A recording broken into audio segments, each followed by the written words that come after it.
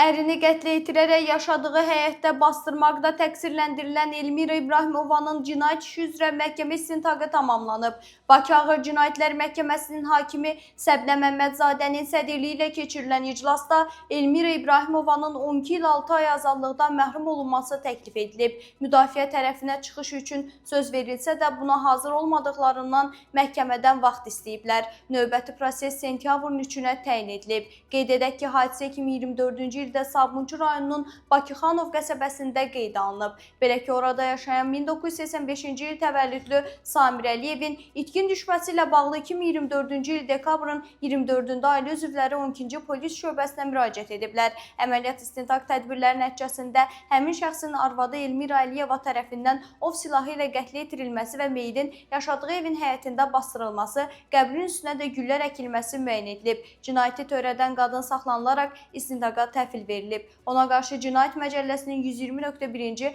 qəsdən adam öldürmə maddəsi ilə ittiham irəli sürülüb.